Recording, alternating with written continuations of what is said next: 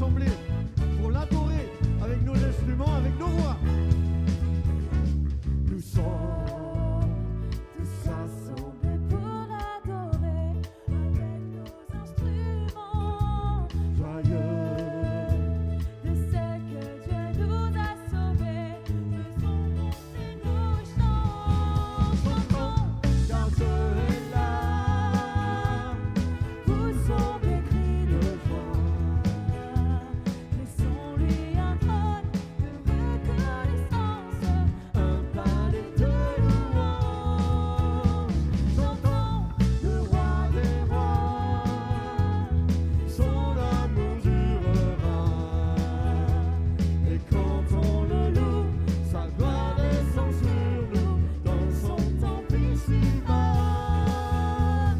Chantons car Dieu est là. On reprend. Chantons car Dieu est... On reprend le chanton. Chantons car Dieu est là. Poussons des cris de joie. Laissons-lui un trône de reconnaissance, un palais de louange. Chantons le roi des rois, son amour durera. Et quand on le loue, sa gloire descend sur nous dans son temple ici-bas. Chantons car Dieu est là. Chantons car... Alors, on va lire ensemble deux passages. Le premier dans l'évangile de Luc, chapitre 22, et nous lirons à partir du verset 19. Luc, chapitre 22, verset 19. C'est au moment où Jésus prend la Pâque avec ses disciples, la dernière Pâque. Et il dira ceci ensuite, il est dit ceci, « Il prit du pain, et après avoir rendu grâce, il le rompit et le leur donna, en disant, « Ceci est mon corps qui est donné pour vous, faites ceci en mémoire de moi. » Il prit de même la coupe après le souper, et la leur donna en disant, et c'est ça qui est le thème de notre message ce matin, « Cette coupe est la nouvelle alliance. Cette coupe est la nouvelle alliance en mon sang qui est répandu pour vous. Amen. » Hébreux chapitre 10, verset 16. « Voici l'alliance que je ferai avec eux. Après ces jours, dit le Seigneur, je mettrai mes lois dans leur cœur et je les écrirai dans leur esprit. » Il ajoute, « Et je ne me souviendrai plus de leurs péchés ni de leurs iniquités. » Amen. Voici l'alliance que je ferai avec eux. Après ces jours-là, dit le Seigneur, je mettrai mes lois dans leur cœur et je les écrirai dans leur esprit. L'histoire de l'humanité, quand on regarde dans la parole de Dieu, a été constamment jalonnée d'alliances. Des alliances successives d'ailleurs, des alliances qui se sont suivies les unes aux autres. Et quand on parle d'alliance, évidemment, on parle d'engagement et on parle d'accord. C'était scellé entre deux parties forcément. Et Dieu a pris soin de sceller des alliances avec les hommes. Dieu a scellé des alliances avec nous. Et pourquoi a-t-il fait cela ?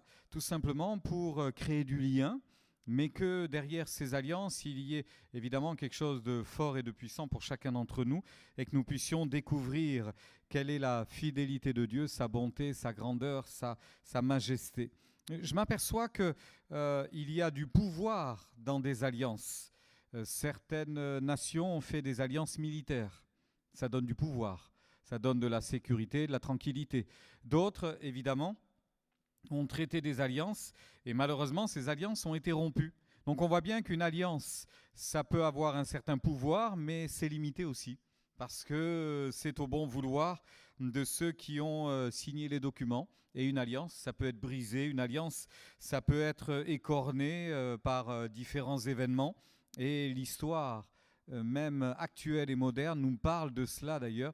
On le voit régulièrement. On a signé des alliances, on a traité des accords, et puis avec le temps, on oublie. Et puis avec le temps, on décide de faire la guerre, et puis c'est reparti, finalement. C'est compliqué de comprendre que derrière cela, il n'y a que, malheureusement, un état j'ai envie de dire intermédiaire, qui n'est pas toujours très stable malgré tout.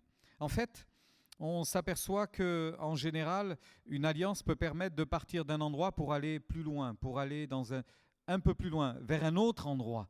Et c'est ça qui est important dans ces alliances que Dieu a traitées avec l'homme.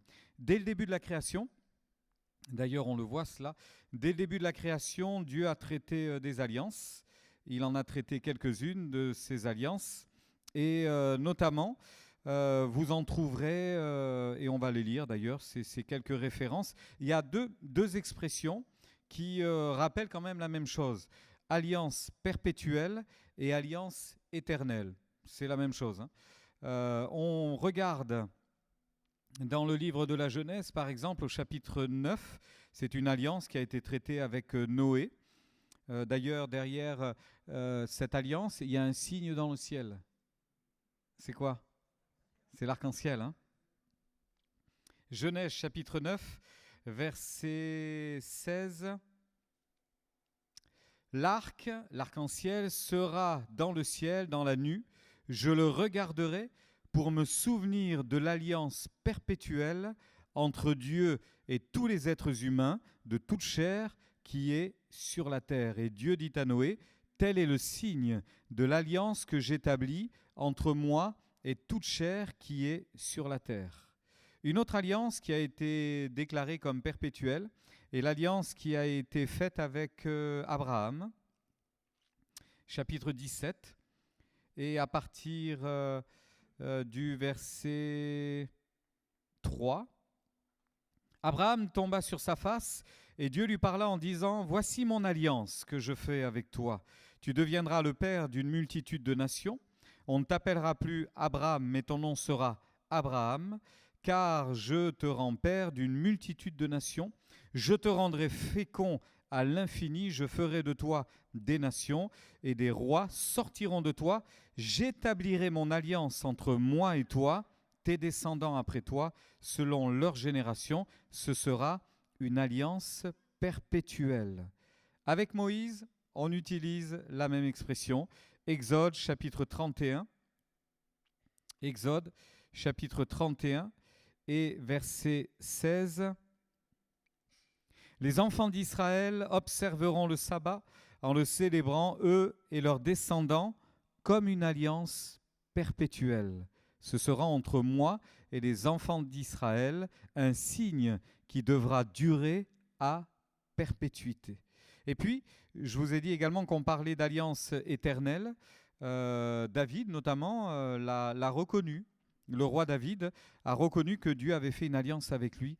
Dans le 2e livre de Samuel, il le dit d'ailleurs en ces mots, chapitre 23, verset 5, « N'en est-il pas ainsi de ma maison devant Dieu, puisqu'il a fait avec moi une alliance éternelle, en tout point bien réglée et offrant pleine sécurité, ne fera-t-il pas germer mon salut et tous mes désirs. Amen. » Dieu a fait avec moi une alliance éternelle. J'aime bien cette expression. En tout point, bien réglée. Franchement, une voiture, quand elle est bien réglée, c'est agréable. Quand c'est déréglé, que ça tombe en panne, etc., c'est pas agréable. Une alliance en tout point bien réglée, ça fonctionne, ça ne tombe pas en panne, c'est solide. Et puis, évidemment, Dieu n'a cessé de dire au peuple d'Israël que cette alliance les concernait, bien évidemment, était pour eux, mais vous comprendrez que derrière, et on va y revenir, derrière le peuple d'Israël, le choix de Dieu était l'humanité tout entière, bien évidemment, pour nous atteindre un jour. Et nous pouvons faire nôtre cette parole que l'on trouve dans Ésaïe au chapitre 55 et au verset 3. « Prêtez l'oreille et venez à moi, écoutez et votre âme vivra, je traiterai avec vous une alliance éternelle. » Amen. Je traiterai avec vous une alliance éternelle. Et puis, pour revenir à ce premier texte que nous avons lu dans l'Épître aux Hébreux, il y en a d'autres dans l'Épître aux Hébreux qui parlent de cette alliance que Dieu a traitée avec nous. D'ailleurs, un des thèmes de cette lettre aux Hébreux, c'est précisément la nouvelle alliance. Il y avait l'ancienne et il y a la nouvelle. C'est pas pour rien d'ailleurs que c'est écrit dans la lettre aux Hébreux. C'est écrit dans une lettre adressée à des Hébreux, à des Juifs qui avaient eu la première alliance, qui avaient été éprouvés dans la première alliance, mais qui avaient rencontré Jésus et qui ainsi étaient rentrés dans la nouvelle alliance, dans cette deuxième alliance. Et les concernant, voici ce que l'auteur de l'Épître aux Hébreux dit au chapitre 13 et au verset 20, « Que le Dieu de paix, qui a ramené d'entre les morts le grand pasteur des brebis, par le sang d'une alliance éternelle, notre Seigneur Jésus vous rende capable de toute bonne œuvre pour l'accomplissement de sa volonté et fasse en vous ce qui lui est agréable par Jésus-Christ, auquel soit la gloire au siècle des siècles. Amen. » Alors voyez-vous, quand je lis ce dernier texte, je me dis que la volonté de Dieu, c'est vraiment de nous amener à entrer dans son plan afin de lui être agréable, mais les premiers qui allons en profiter, c'est nous. Nous allons profiter de cette œuvre que Dieu va accomplir en chacun de nous. Je m'aperçois d'ailleurs, et je ne vous l'ai pas dit, mais vous le comprenez, on va y revenir un instant, avec l'alliance de Noé, il y a l'arc-en-ciel, avec l'alliance d'Abraham, il y a eu la circoncision, avec l'alliance faite également avec Moïse, il y a eu le sabbat qui a été décliné. Et d'ailleurs, on y reviendra. Je ne vous ai pas lu le texte de référence, mais il y a vraiment cette notion au sabbat. Avec cette alliance qui a été adressée vis-à-vis de tous les peuples, on arrive à l'Épître aux Hébreux, la croix. En fait, à chaque fois, il y a eu un événement, quelque chose qui rappellera cette alliance. Je reviens un peu plus en détail sur ces premières alliances qui ont existé avant de m'arrêter bien sûr sur ce qui nous intéresse le plus, c'est-à-dire ce que Jésus a fait à la croix et ce que l'on rappelle tous les dimanches avec la Sainte Seine, ce que l'on rappelle tous les dimanches. Je vous ai parlé de cette première alliance qui a été faite avec Noé. J'aurais dû vous dire d'ailleurs qu'il y a eu une alliance précédente qui avait été scellée. Celle-ci, elle n'est pas aussi clairement signalée, mais elle est réelle et elle est faite dès le moment de la chute. Quand on connaît le début de la Genèse, on se souvient que Adam et Ève ont été créés par Dieu et ont été placés dans le jardin d'Éden avec un programme qui était établi, j'ai presque envie de dire, sur un choix passif et entendu de l'homme. Dieu va dire à Adam et Ève, vous cultiverez le jardin, vous en prendrez soin. C'était la recommandation, c'était l'ordre en quelque sorte, mais il n'y a pas eu de discussion. Ils sont dans un jardin, tout est parfait, Satan n'est pas là, le diable n'a tenté personne, tout est excessivement parfait et Adam et Ève n'ont qu'à faire ce qu'on leur a demandé de faire. Et puis arrive la tentation, et puis avec la tentation, il y a eu la chute d'Adam et Ève. Vous comprenez qu'on va sceller une alliance pour réconcilier deux parties. Ce n'était pas la peine de créer une alliance avant cela, puisqu'il n'y avait pas d'incompatibilité entre le Créateur et la créature. Adam et Ève vivaient en parfaite harmonie avec Dieu. D'ailleurs, tous les jours, tous les soirs, Dieu venait sur le soir vers le jardin et s'entretenait avec Adam et Ève, jusqu'au moment où il y a eu la chute. Vous vous souvenez ce qui s'est passé au moment de la chute? Dieu vient dans le jardin et cherche Adam et Ève. Mais où est-ce que tu es passé? Et Adam et Ève se sont cachés. Je me suis caché parce que j'ai eu peur. Mais pourquoi tu as peur? Parce que je suis nu. Mais qui t'a dit que tu étais nu? Et là, il va y avoir toute l'explication de la tentation du serpent et de la chute d'Adam et Ève. Et immédiatement après cela, Dieu va sceller une alliance avec Adam et Ève. Il va sceller une alliance avec l'humanité tout entière. Je vous résume ce qu'il est dit au chapitre 3. Après la chute, Dieu, premièrement, s'est adressé par toute forme malheureusement de malédiction. Tout d'abord au serpent, avant de s'adresser à Adam et Ève en leur disant « Vous êtes des fous, ce que vous avez fait est insensé. Vous n'avez pas pris conscience qu'il y avait un danger, je vous avais prévenu, si vous faites ceci, vous mourrez. Mais comment avez-vous pu agir ainsi ?» Avant de s'occuper d'Adam et Ève, il s'est d'abord adressé au serpent. C'est d'abord adressé à Satan. Et c'est lui qui a été jugé en premier. Vous entendez? C'est lui qui a été condamné en premier. Et voici ce qu'il dira puisque tu as fait cela, tu seras maudit entre tout le bétail et entre tous les animaux des champs. Tu marcheras sur ton ventre et tu mangeras de la poussière tous les jours de ta vie. Je mettrai inimitié entre toi et la femme, entre, et c'est là l'alliance, ta postérité et sa postérité. Celle-ci t'écrasera la tête. Tu lui blesseras le talon tout de même, mais elle t'écrasera la tête. Et derrière cela, on comprend déjà ce que Jésus viendra faire au calvaire quand il détruira le pouvoir de Satan. Il va détruire le pouvoir de Satan et l'alliance est scellée à ce moment-là. Sauf qu'il faudra du temps pour arriver jusqu'à la croix. Il va s'adresser d'ailleurs ensuite à Ève et à Adam pour expliquer que des choses auront changé. Ève et toutes les femmes auront des accouchements en douleur. J'augmenterai la souffrance de tes grossesses, tu enfanteras avec douleur. Il y aura une domination de l'homme sur la femme. Et puis à l'homme, il lui dira maintenant la terre, elle ne te produira pas son fruit facilement. Tu vas souffrir à la sueur de ton front et tous les jours de ta vie et tu retourneras à la poussière. Il y a vraiment une condamnation. Il y a vraiment quelque chose de terrible qui est tombé sur l'humanité. Et d'ailleurs, ils ont été chassés du jardin. Chassés du jardin. Vous comprenez qu'à ce moment-là, il y a eu une situation de non-retour.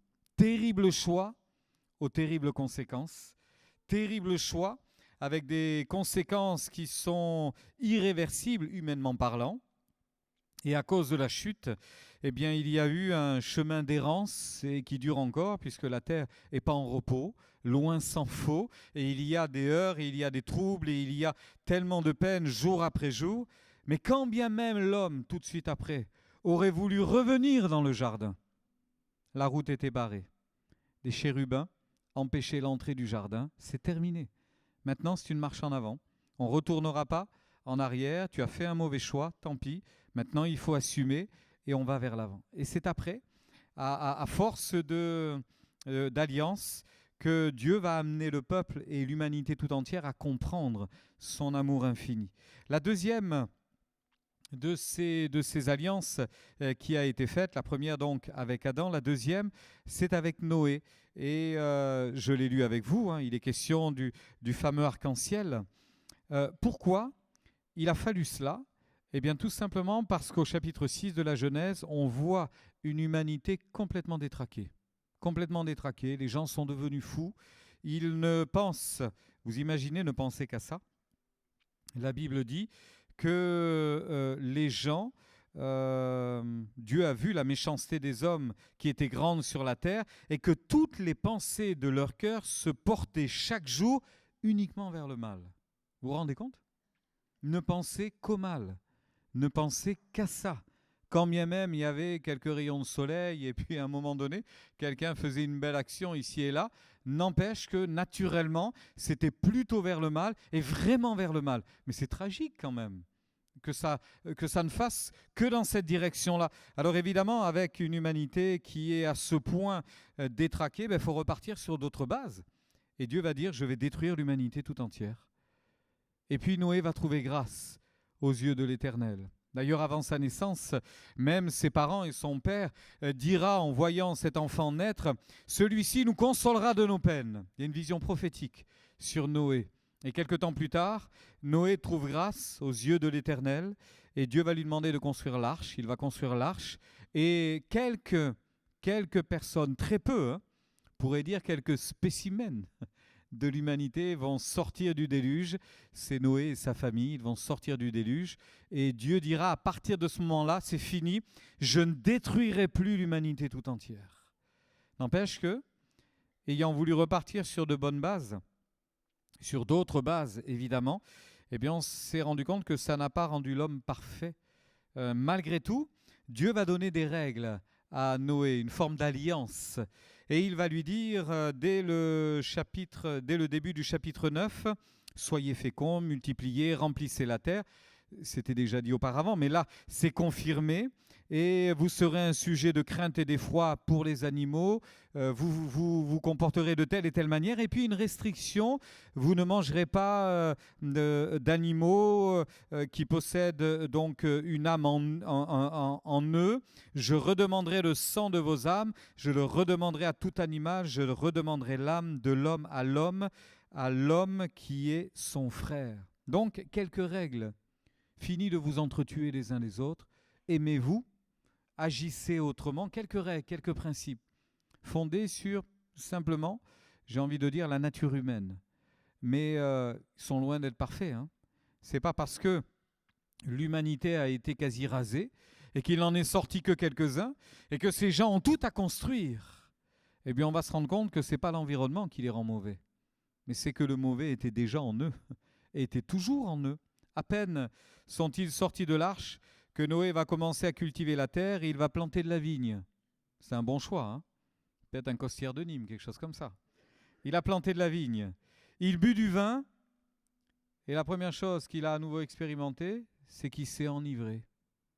Il est devenu saoul très rapidement. Il aurait pu s'arrêter avant. Il aurait pu en boire un, deux. Mais s'arrêter, combien il en a bu pour être ivre? Certainement trop. Et ses enfants, donc, ses enfants, et notamment l'un des trois, a vu son père dans cet état-là. Il l'a rapporté à ses frères. Il a dû bien se moquer de son père. Et les deux autres sont entrés dans la tente à reculons pour couvrir leur père qui était complètement nu. Bref, drôle de circonstances, drôle de situation. Mais ça, c'est l'humanité, en fait.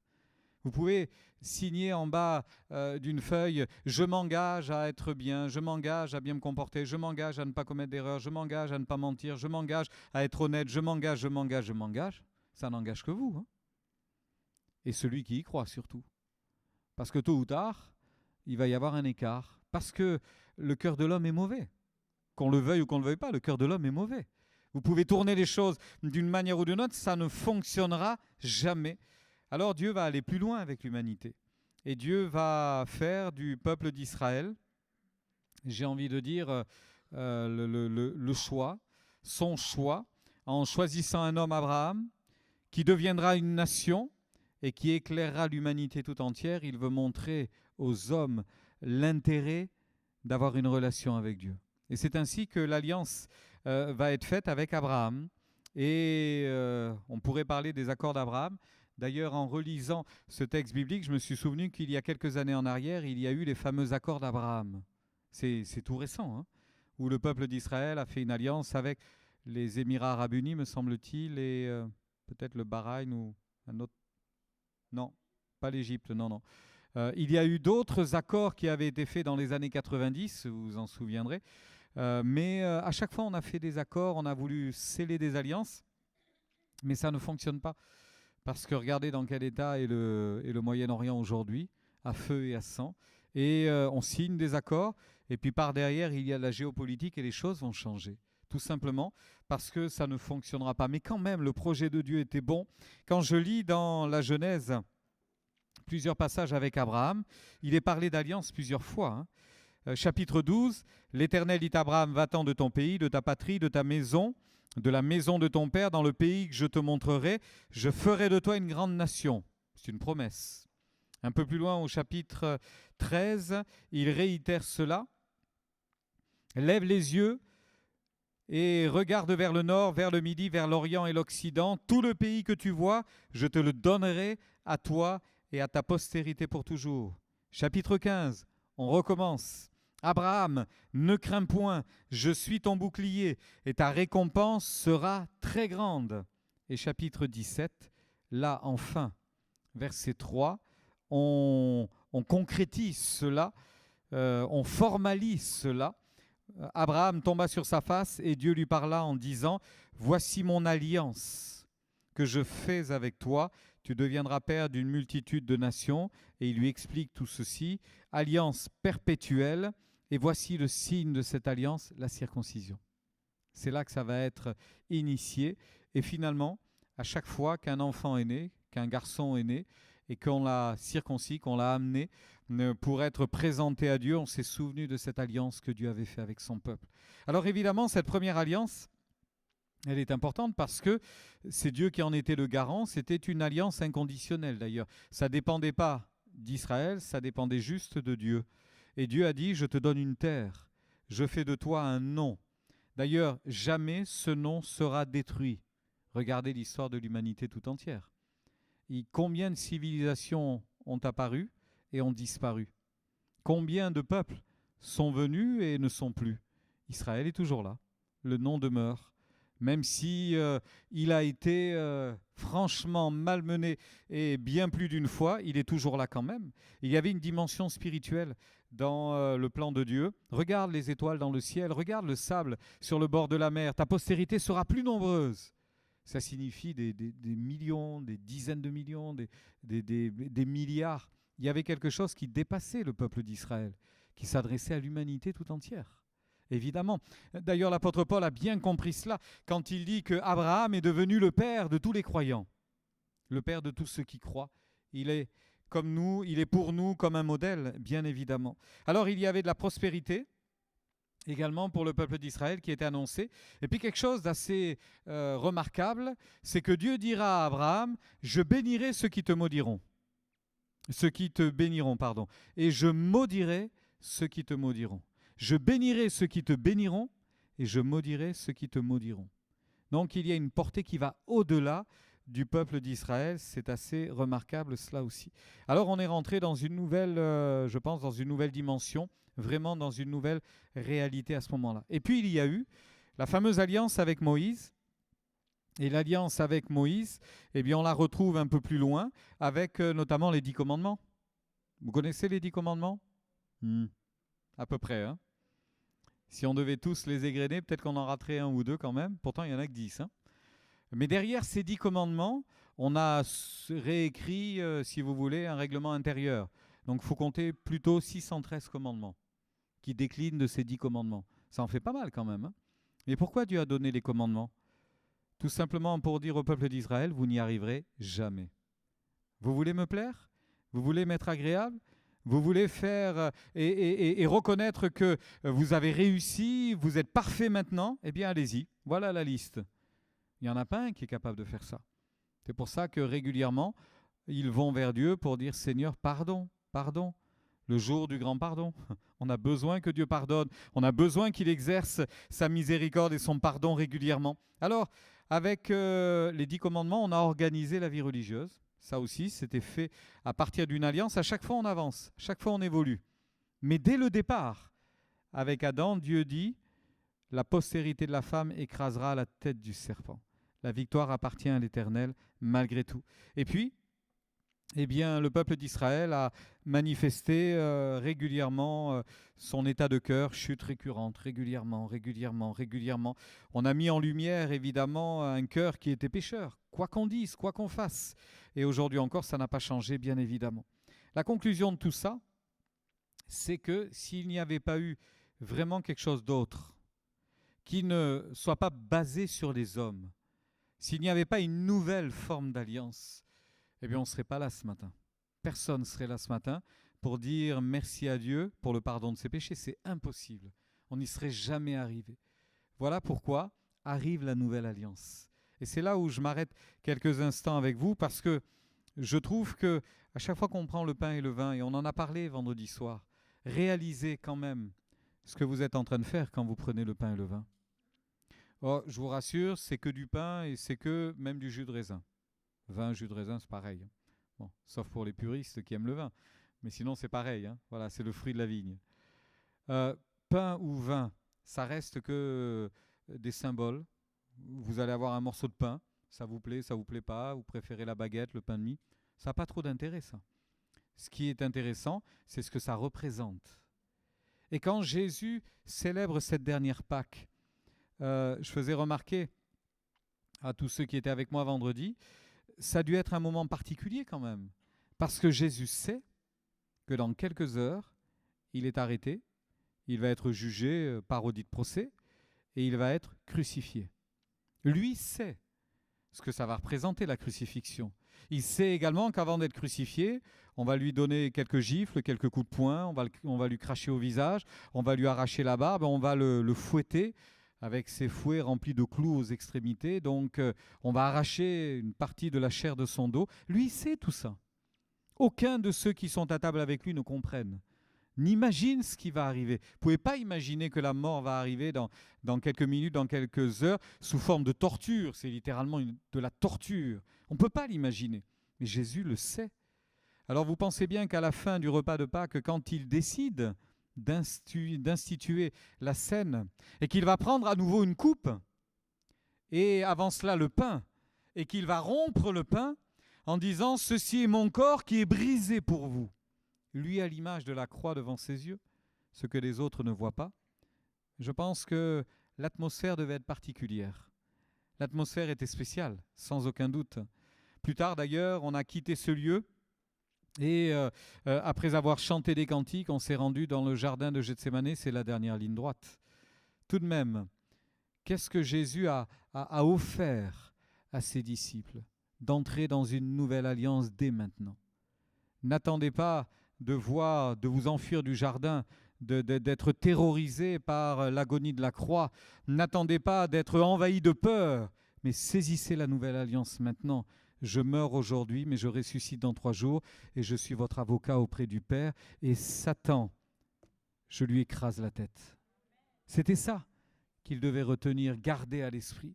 Et frères et sœurs, ce qui est important ce matin, c'est qu'au moment où on va prendre le pain et le vin, j'en profite pour vous rappeler que si vous ne vous êtes pas engagé avec Dieu personnellement, si vous n'avez pas pris la décision de vous engager avec Dieu, ça ne sert à rien de prendre le pain et le vin, il n'y a rien de magique dans tout ça. Ça ne vous fera rien du tout. Par contre, à vous, mes frères et sœurs, qui avez décidé un jour de donner votre vie à Dieu, vous avez scellé une alliance. Dieu a scellé une alliance avec vous. Il est important que vous viviez ce moment comme un moment vraiment unique, vraiment exceptionnel. C'est un moment à part. C'est un moment exceptionnel, c'est un moment qui n'a pas de prix, mais ça a ô combien une grande valeur. Ça n'a pas de prix, c'est au-delà de tout ce qu'on pourrait acheter, payer, ça va bien au-delà. Mais c'est exceptionnel de se dire que dans ces meurtrissures, Jésus a payé pour nous. Il a payé pour mes maladies, il a payé pour mes souffrances, il a payé pour mes douleurs, il a payé pour tout cela. Dans le livre de Jérémie, du prophète Jérémie, au chapitre 31, au verset 31, vous allez retenir facilement ce verset, hein. Jérémie 31, 31. Voilà une référence facile à retenir. « Voici les jours viennent, dit l'Éternel, où je ferai avec la maison d'Israël et la maison de Juda, et même avec nous, une alliance nouvelle, non comme l'alliance que je traitais avec leur père, Noé, Abraham, Moïse, David et les autres, non. Une autre alliance, non comme l'alliance que je traitais avec leur père le jour où je les saisis par la main pour les faire sortir du pays d'Égypte, alliance qu'ils ont violée. Non, ce sera une autre alliance. Après ces jours-là, dit l'Éternel, je mettrai ma loi au-dedans d'eux, je l'écrirai dans leur cœur, et je serai leur Dieu, et ils seront mon peuple. Amen. Nous sommes enfants de Dieu. Vous êtes le peuple de Dieu. Nous sommes le peuple de Dieu. Il y a une alliance qui a été scellée entre Dieu et chacun d'entre nous. Alors cette alliance, Hébreux chapitre 9, c'est toujours dans l'Épître aux Hébreux que l'on trouve les plus grandes définitions. Nous avons cette explication ô combien nécessaire pour notre âme, où il est dit ceci, Hébreux chapitre 9, du verset 11 à 15, « Christ, Jésus, est venu comme souverain sacrificateur des biens à venir. Il a traversé le tabernacle plus grand et plus parfait, qui n'est pas construit de main d'homme, c'est-à-dire qui n'est pas de cette création. Et il est entré une fois pour toutes dans le lieu très saint, non avec le sang des boucs et des veaux, mais avec son propre sang, ayant obtenu une rédemption éternelle. Car si le sang des taureaux et des boucs et la cendre d'une vache répandue sur ceux qui sont souillés sanctifient et procurent la pureté de la chair, combien plus le sang de Christ, qui par un esprit éternel s'est offert lui-même sans tache à Dieu, purifiera-t-il votre conscience des œuvres mortes, afin que vous serviez le Dieu vivant. Et c'est pour cela qu'il est le médiateur d'une nouvelle alliance. Amen. C'est pour cela qu'il est le médiateur d'une nouvelle alliance, afin que la mort étant intervenue pour le rachat des transgressions commises sous la première alliance, ceux qui ont été appelés reçoivent l'héritage éternel qui leur a été promis. Un héritage, frères et sœurs, un héritage éternel nous est promis, et tout cela parce que Jésus a payé le prix à la croix. Amen. Et au chapitre 10, toujours des Hébreux et au verset 16, « Voici l'alliance que je ferai avec eux. Après ces jours-là, dit le Seigneur, je mettrai mes lois dans leur cœur, je les écrirai dans leur esprit, et je ne me souviendrai plus de leurs péchés et de leurs iniquités. » Vous entendez ? Je ne me souviendrai plus de leurs péchés et de leurs iniquités. C'est pas ça qui nous rend heureux, frères et sœurs? C'est pas ça qui nous donne la paix? C'est pas ça qui nous donne vraiment de la joie? On a été pardonné, on a été justifié, on a été racheté, on a été sanctifié.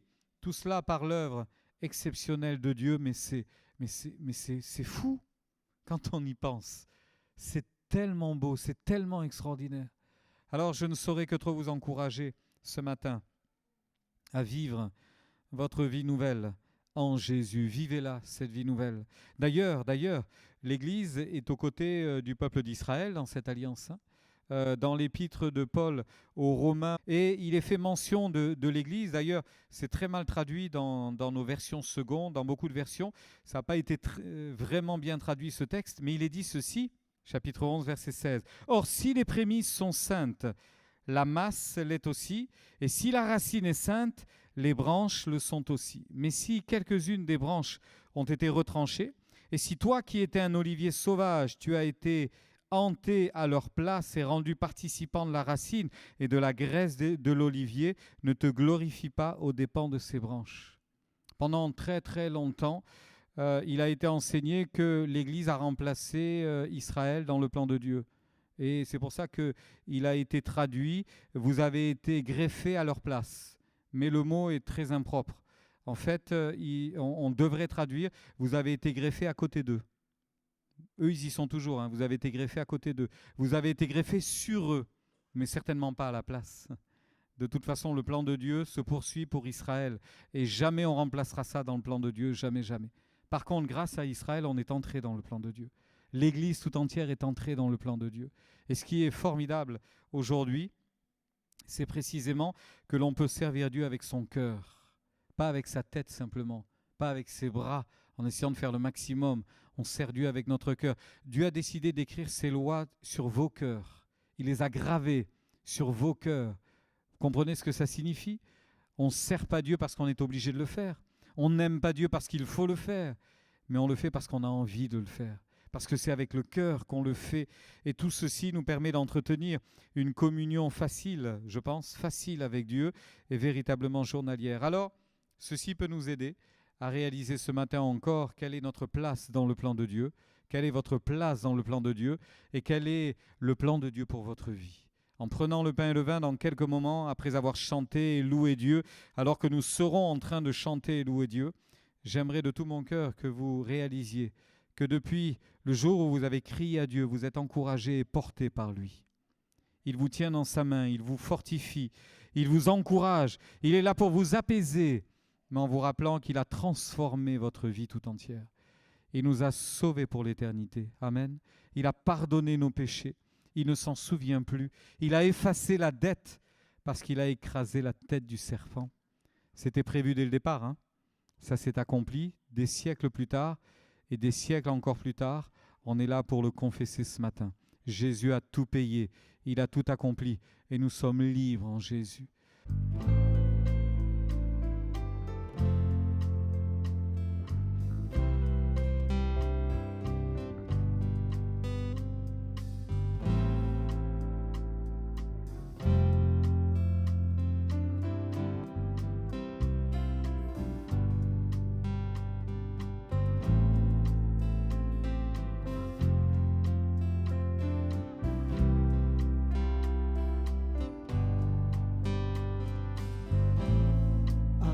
Dans le ciel, ton trône éternel, tu règnes à jamais.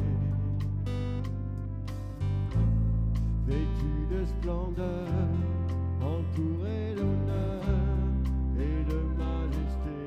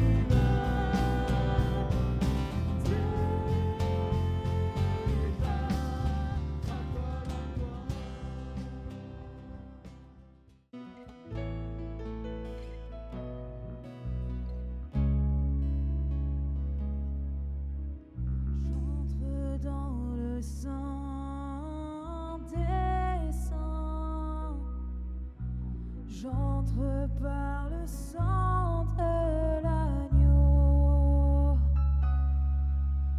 J'entre pour t'adorer.